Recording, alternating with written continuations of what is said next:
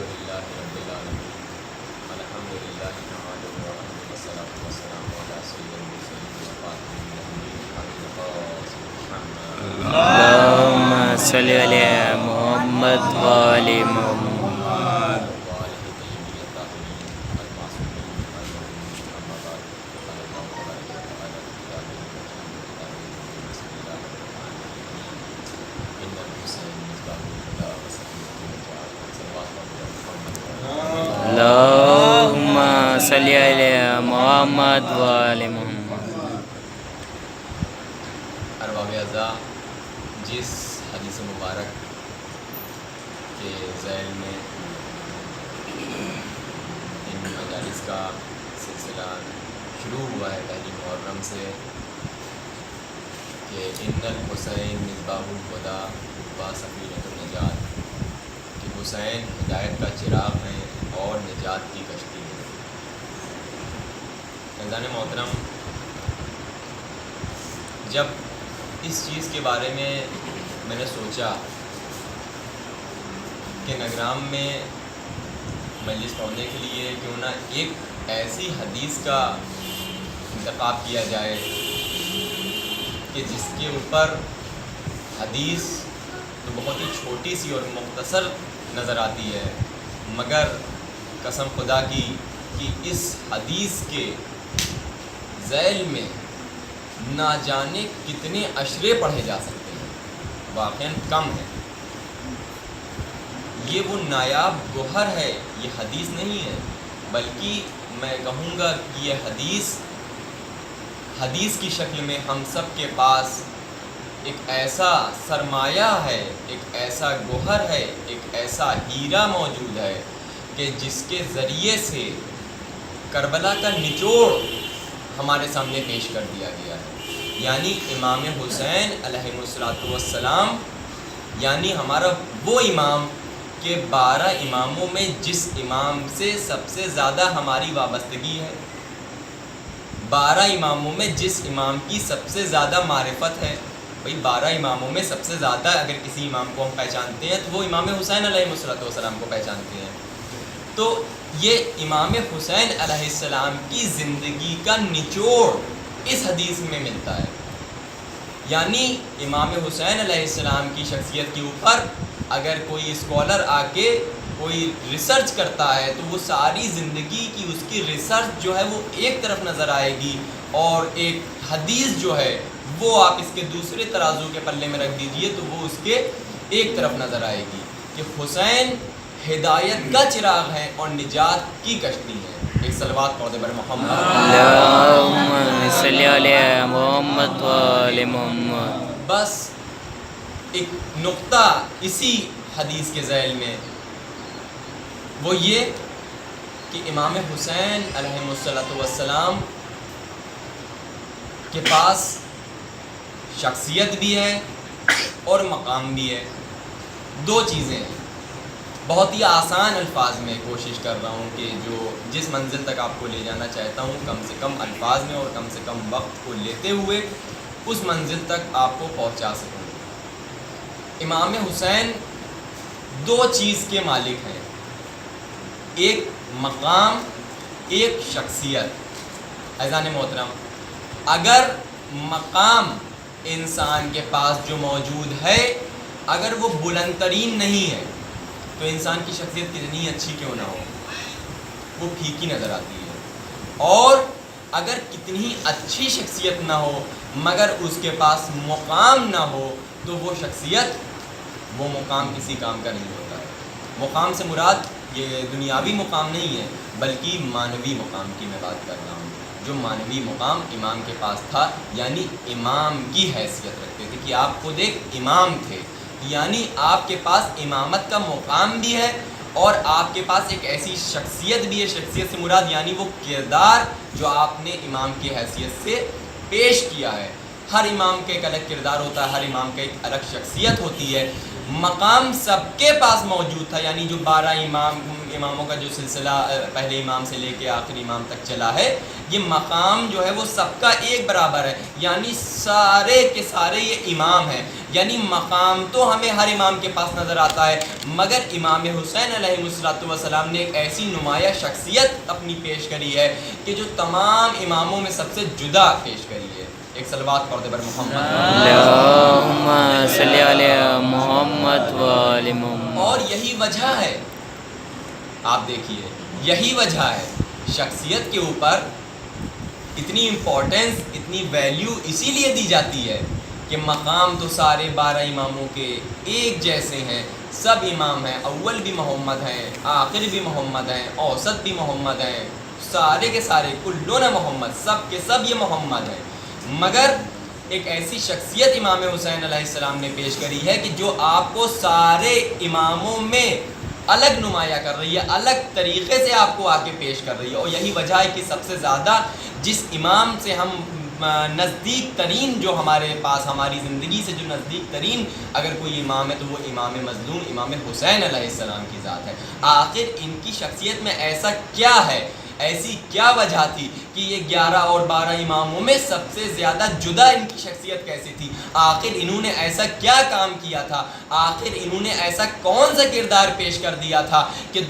رہتی دنیا تک ایک ایسی مثال پیش کر دی ہے کہ سارے اماموں کے جو فضائل ہوتے ہیں ان سے ہم اتنا زیادہ آشنا نہیں ہیں جتنا ہم امام حسین علیہ السلام کی ذات سے، جتنا ہم امام حسین علیہ السلام کے کردار سے آشنا ہیں۔ ایسی آخر کیا وجہ ہے؟ فیضان محترم، یہ بھی ایک کوشچن مارک ہے، ایک بہت بڑا سوال ہے۔ فیضان محترم، میری کوشش یہ ہوتی ہے کہ ایک سوال آپ کے سامنے پیش کیا جائے اور پھر اس کے بعد اس کا جواب آپ تک پہنچایا جائے۔ تو یہاں تک جو ابھی تک سلسلہ آیا تھا یہ سوال تھا۔ سوال یہ ہے کہ آخر امام حسین علیہ السلام کی شخصیت کے اندر آخر ایسا کیا پایا جاتا ہے، آخر ایسی کیا وجہ ہے آپ کے کردار میں، آپ نے ایسا کیا کام کر دیا ہے کہ 12 اماموں میں 11 اماموں کی جو شخصیت ہے وہ ایک طرف نظر آتی ہے۔ دیکھیے مقام سب کا ایک برابر ہے، میں یہ نہیں کہہ رہا ہوں، میری بات کا جو ہے کوئی غلط مطلب نہ نکال لے، میں سب کو محمد کہتا ہوں، سارے ایک برابر ہیں، سارے امام ہیں، مگر کچھ ایسی شخصیتیں بھی ہوتی ہیں کہ کچھ ایسا کام کر جاتی ہیں جو سب میں، اور کسی امام کو ہدایت کا چراغ نہیں کہا گیا اور کسی کو نجات کی کشتی نہیں کہا گیا۔ آخر ایسی کیا وجہ ہے؟ وجہ کربلا میں امام حسین علیہ السلام نے اپنے قیام جب آپ نے کیا تو اس وقت اپنے آپ نے قیام میں اپنے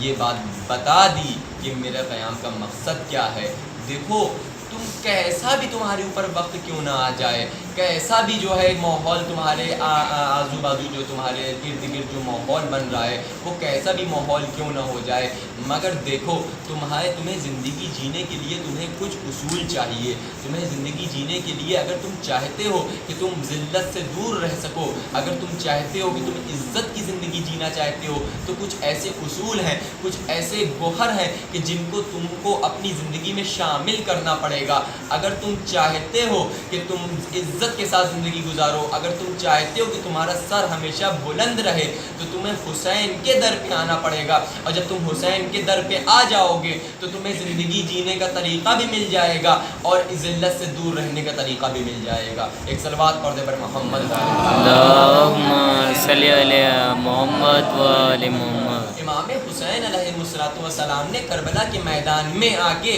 جو اپنا پیغام دیا ہے، یہ پیغام ایک ایسی شکل اور ایسی صورت میں دیا ہے کہ آپ آ کے دیکھیے کہ یہ واحد دنیا کا ایک ایسا پیغام ہے، واحد دنیا کا ایک ایسا مقصد و مشن بتا دیا امام نے کہ دیکھو میرا مقصد جو ہے وہ تنہا میرا مقصد نہیں ہے، بلکہ جو میرا مقصد ہے وہ ہر مجھ جیسے کا مقصد ہونا چاہیے۔ جس انسان سے میں نے دوری اختیار کری ہے، مجھ جیسے ہر انسان کو اس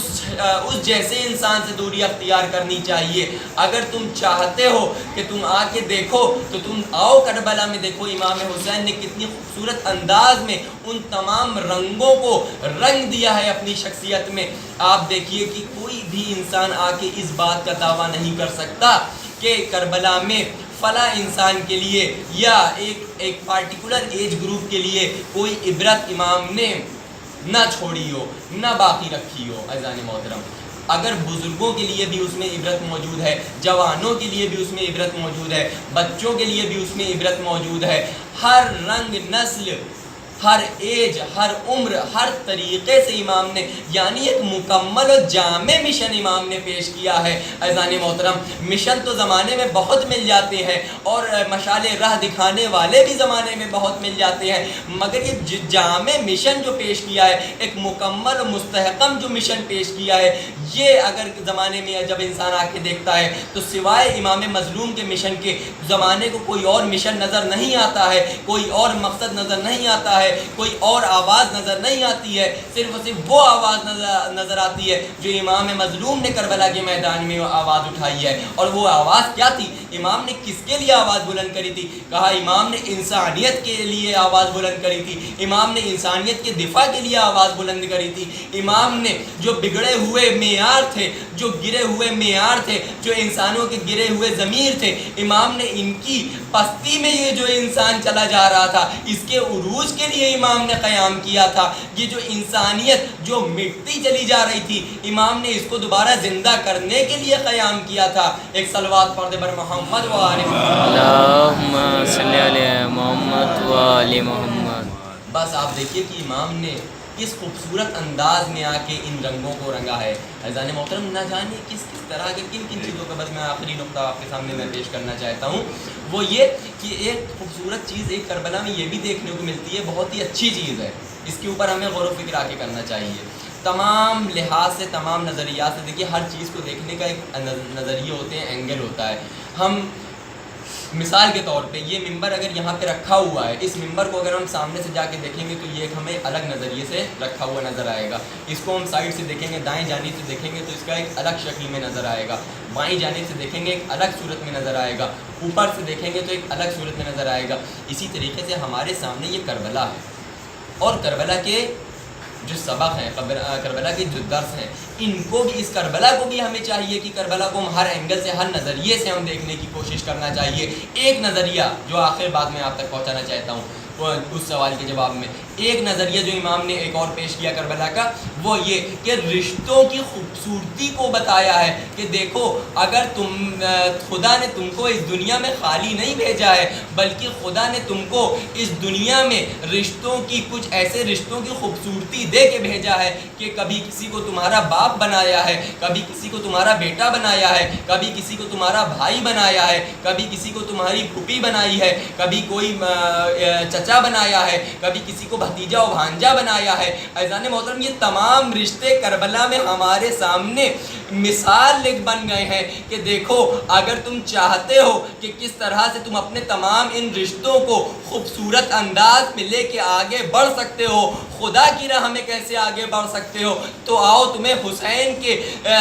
کی اس راہ کو دیکھنا پڑے گا، حسین کے اس مشن کو کربلا میں آ کے دیکھنا پڑے گا، کیسے یہ رشتے آپس میں متحد ہوتے ہوئے نظر آ رہے ہیں کہ جو بھتیجا ہے وہ چچا کے اوپر اپنی جان نچھاور کرنے کے لیے تیار بیٹھا ہے، جو بھانجے ہیں وہ اپنے چچا پہ جان نچھاور کرنے کے لیے بیٹھے ہیں، بھائی اپنی چچا کی بھائی پہ جان قربان کرنے کے لیے آمادہ ہے، بیٹا باپ کے اوپر جان کو نچھاور کرنے کے لیے آمادہ ہے، پھوپھی کا دل لگا ہوا ہے بھتیجے میں۔ مطلب کس انداز سے آپ دیکھیے کہ رشتوں کی خوبصورتی امام نے جو ہے کربلا میں، یہ بھی ہمارے لیے بہت اہم درس ہے کہ ہم بھی جو اپنی زندگی میں جیتے ہیں، ہماری بھی جو پرسنل لائف چلتی ہے، ہمارے درمیان بھی ایسے ہی رشتے ہیں۔ ہم بھی اگر چاہتے ہیں کہ ان رشتوں کو ہمیں کیسے نبھانا ہے، کیسے ہمیں خوبصورت انداز میں ان تمام رشتوں کو ایک رکھتے ہوئے متحدہ انداز میں ہم خدا کی راہ میں کمال کی منزل تک پہنچنا چاہتے ہیں، تو ہمیں حسین کے در تک آنا پڑے گا۔ بس اگر ہم حسین کے در تک آ جائیں گے تو ہمیں رشتوں کی خوبصورتی بھی مل جائے گی اور زندگی کو جینے کا سلیقہ بھی مل جائے گا۔ ایک صلوات پڑھ دے بر محمد۔ اللہم صلی علی محمد و آل محمد۔ بس آپ دیکھیے کہ کس انداز میں کربلا میں رشتوں کی اہمیت کو امام نے بتایا ہے کہ دیکھو، جب رشتے تمہارے کتنا بھی تمہارا اہم ترین رشتہ کیوں نہ ہو، مگر ان تمام دنیاوی رشتوں سے زیادہ تمہارا ایک رشتہ جو تمہارا معنوی رشتہ ہے، جو تمہارا پروردگار کے ساتھ رشتہ ہے، خدا نے ان تمام رشتوں میں اس ایک رشتے کو سب سے افضل بتایا ہے کہ خداوند متعال کہتا ہے کہ دیکھو اے میرے بندے، میں تمہاری شہرک سے بھی میں تجھ سے قریب ہوں۔ یہ خدا بتا رہا ہے کہ دیکھو باپ بیٹے سے جدا ہو سکتا ہے، بھتیجا چچا سے جدا ہو سکتا ہے، مگر خدا رب اور اس کے بندے کا ایک ایسا رشتہ ہے کہ اس رشتے کی دفاع کے لیے انسان کو اگر اس دنیا میں کسی بھی رشتے کی قربانی پیش کرنا ہو تو اگر امام حسین علیہ السلام کو اپنا آئیڈیل مانتا ہے تو کبھی اس کو پیچھے نہیں ہٹنا چاہیے، بلکہ وہ ہمیشہ ان تمام رشتوں کی قربانی اس ایک رشتے کو بچانے کے لیے پیش کر دے۔ یہی حسین کا بتایا ہوا راستہ ہے اور یہی اسی کو کربلا کہتے ہیں۔ ایک صلوات پڑھ دے پر محمد اللہم صلی علی محمد و آل محمد۔ بس عزیزان محترم، ان تمام رشتوں کی خوبصورتی کو ہی کربلا کہتے ہیں، اور اس جب یہ رشتے ہوتے ہیں جب ہمارے درمیان میں، تو ہمارے ان رشتوں میں آپس میں کبھی جو ہے کھٹے میٹھے رشتے ہوتے ہیں، کبھی مٹھاس بھی ہوتی ہے، کبھی کڑواہٹ بھی ہوتی ہے، اور امام نے یہی چیز ہم کو بتائی ہے کہ دیکھو خوشیوں میں کیسے تم ایک دوسرے کے ساتھ رہو، غم میں کیسے تم ایک دوسرے کے لیے کاندھا بنو۔ امام نے ہر چیز ہمارے لیے، کوئی ایک گوشہ ہمارے لیے ایسا تنہا نہیں چھوڑا ہے کہ جس میں ہم جو ہے بے وارث نظر آئیں، ہمیں جو ہے کہیں سے اب اس چیز کے لیے جینے کا پیٹرن نہ ہمیں ملے۔ امام نے کوئی ایسا ایک ایسی سنگل چیز جو ہے امام نے وہ نہیں چھوڑی ہے ہمارے لیے۔ بس عزیزان محترم، جب ہمارے درمیان میں ہمارا کوئی عزیز ہم سے جدا ہو جاتا ہے، میں نے آپ کی جو یہ سعادت تھی میں اس کی منزل تک پہنچانا چاہتا ہوں کہ یہ جو ہمارے درمیان میں جب کوئی ہمارا رشتہ، ہمارے رشتہ دار، ہمارا جس سے رشتہ جڑا ہوتا ہے، انسیت ہوتی ہے، جب وہ ہم سے دور ہو جاتا ہے اور اس دنیا فانی کو الوداع کہہ دیتا ہے، تو ہم جو ہے کس قدر غمگین ہوتے ہیں، ہم کیا چاہتے ہیں عزیزان محترم۔ ایمان سے بتائیے گا، اپنے دل کے اوپر ہاتھ رکھ کے، بس اپنے دل کے اوپر ہاتھ رکھ کے بتائیے گا کہ اگر ایک بار میں آپ سے سوال کرنا چاہتا ہوں کہ اگر ایک بیٹا ایسا ہو کہ جس کے باپ کا جو ہے انتقال ہو گیا ہو، باپ کی موت ہو گئی ہو، اور وہ بیٹا پھر کیا چاہے گا؟ وہ اس بیٹے کے اندر یہ کیسی کیفیت ہوتی ہے کہ اب زمانہ آئے، اب جو میرے رشتہ دار ہیں وہ آئیں گے، اب وہ مجھے تسلی پیش کریں گے، تعزیت پیش کریں گے، گلے لگائیں گے، مگر ہاں کربلا میں ایک ایسا رشتہ بھی دیکھنے کو ملتا ہے کہ یہ رشتہ جو ہے یہ بھی باپ اور بیٹے کا رشتہ تھا۔ ہاں امام حسین کو قتل تو کر دیا گیا، مگر عزیزان محترم میں آپ کے سامنے چوتھے امام زین العابدین علیہ السلام کا ایک واقعہ نقل کرنا چاہتا ہوں۔ بس راوی لکھتا ہے کہ امام کو جو ہے کربلا میں جب شہید کر دیا گیا، اس کے بعد امام تنہا ہے، اور جو رسول کے صحابی ہیں جناب جابر آتے ہیں۔ عزیزان محترم آپ سب اس بات کے شاہد ہیں، آپ سب اس بات کی گواہی دیں گے کہ جب کسی کے گھر میں موت ہو جاتی ہے اور بیٹا جو ہے وہ صدمے میں ہوتا ہے تو طریقہ تو یہ ہوتا ہے کہ رشتہ دار آتے ہیں، اس کو گلے لگاتے ہیں، مگر تاریخ کے پنوں میں ارے حسین علیہ السلام کی قسمت ساری دنیا سے الگ نمایاں ہوتی ہے، الگ نظر آتی ہے۔ ارے امام جیسے ہی جابر کو دیکھتے ہیں، ارے لپک کے جابر کو گلے لگا دیتے ہیں۔ اے جابر، یہ جو زمین دیکھ رہے ہو، ارے اس زمین پہ میرے بابا کو ذبح کیا گیا ہے۔ اے جابر، ارے مجھ کو کوئی تسلی دینے والا تو نہ تھا، ہاں مگر میرے ہاتھوں میں ہتھکڑیاں باندھ دی گئیں، گلے میں خاردار توق باندھ دی گئی۔ بس امام کے دل میں ایک ایسا پہاڑ غموں کا ٹوٹ رہا تھا، ایک غموں کا ایسا سمندر سیلاب مار رہا تھا کہ امام کھل کے اپنے بابا پہ گریہ نہیں کر سکتے تھے۔ بس ایک آخری روایت آپ کے سامنے پیش کرنا چاہتا ہوں۔ ہاں عزیزان محترم، مصائب کی منزل آ چکی ہے، آپ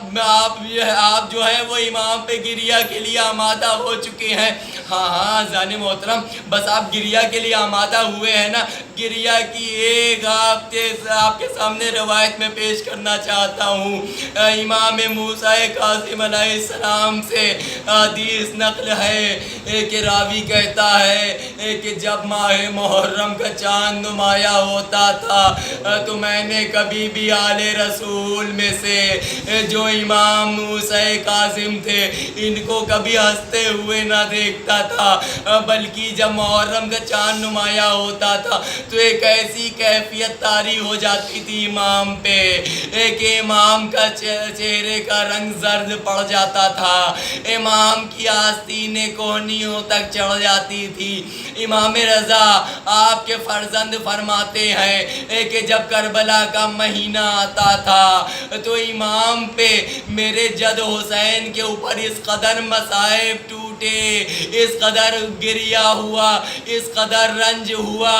کہ جب اپنے میں جد اپنے آقا اپنے دادا حسین پہ جب میں گریہ کرتا ہوں